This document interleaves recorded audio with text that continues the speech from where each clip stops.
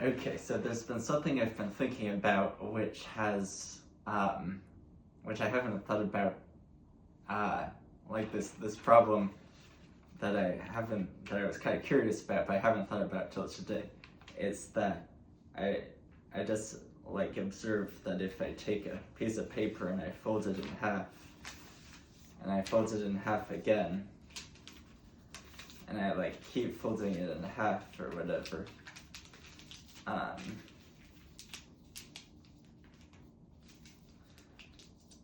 what results is kind of this, and you unfold it, you get this weird kind of curve.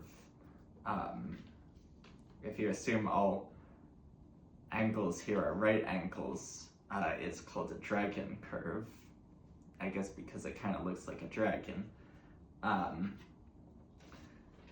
But the question is, how do you actually construct the sequence of folds?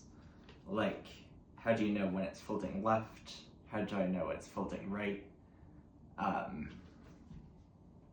Yeah, so let me see if I can illustrate that. So, I have a piece of paper, and I'm gonna fold it right, like here. So, to recap, I took the straight line, and I went and I have this line here which I'm going to fold about. Okay, and I'm gonna fold to the right. So, and I'm gonna represent a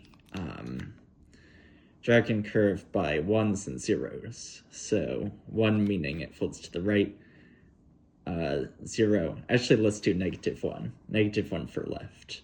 So I'm gonna do this dragon curve would just be represented by 1, because it comes up here, it goes to the right. Now let's fold it again to the right.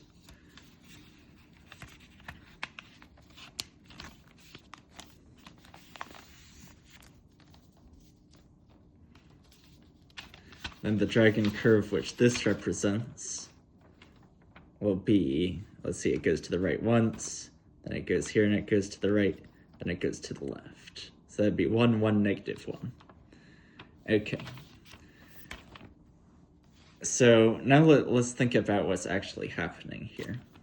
So I have this. So I have, first of all, I have a 1 here. So let me orient my paper vertically. So I have the paper goes up, the paper goes down, the paper goes up, the paper goes down, like that. And I have a 1 here, I have a 1 here, I have a -1 here. It curves to the left here. So now I want to fold it again. So let's think about folding it again. To fold it again, I'm going to orient my paper vertically, and I'm going to fold about this horizontal line right here, and I'm going to fold to the right. Okay. So, remember the paper goes up, down, it crosses this line at every point. So it's going to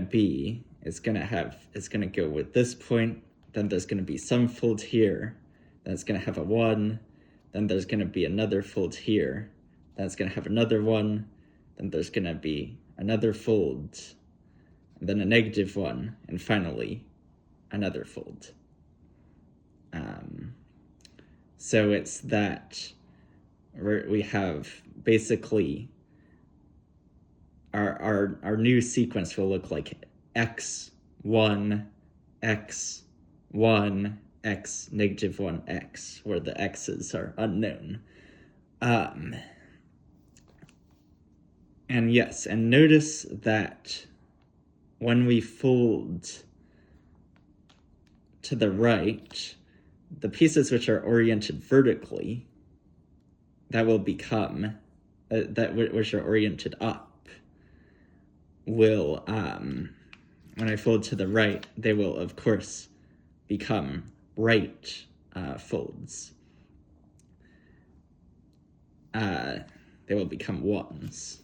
Like this right here, if it goes up, I fold to the right, it's going to be a right fold. However, if a segment is oriented down, and I fold to the right,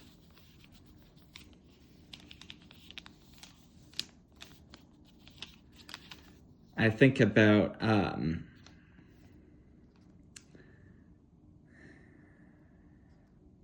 walking, yes, I think about, so if it's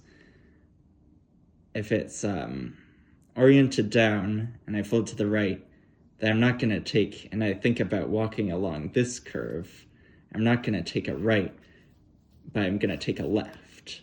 So all of the, where I fold it, the segments which are oriented up will have right folds, and the segments which are oriented down will have left folds. And since the segments are up, down, my new folds, which will be the x's, will be 1, -1, 1, -1.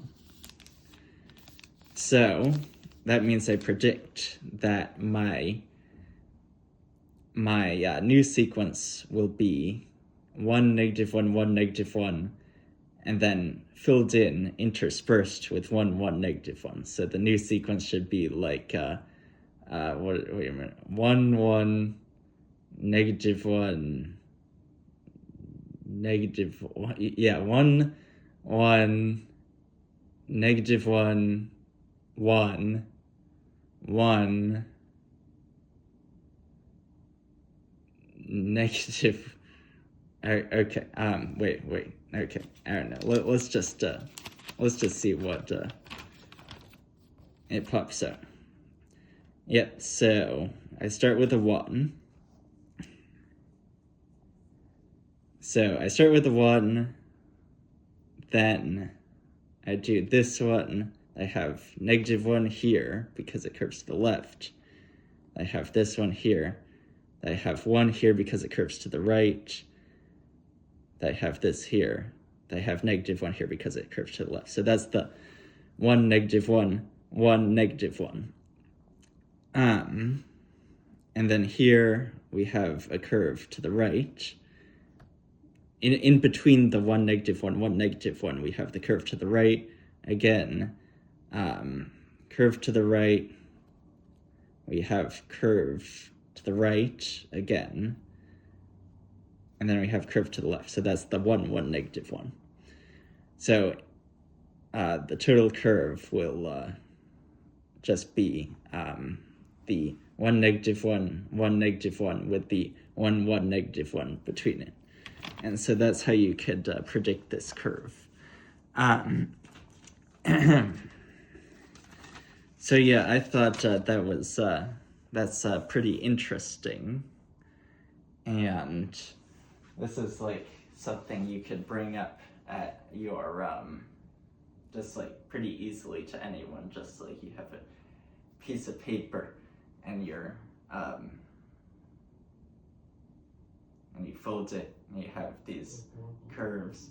Oh, by the way, note that a corollary of like a basic theorem, I guess, would be that, notice that you have, in the dragon curve, you have a square, like, I can have it loop around like this, but it will never be more than a square. It will never rotate more than 360 degrees. That is, there are no, four rights or 4 lefts in a row, and this is easily seen because I'm interspersing my previous sequence with 1s and -1s. So in any 4 in any 4 consecutive slots, I must have both a 1 and a -1. So that's why it can't be more than a square.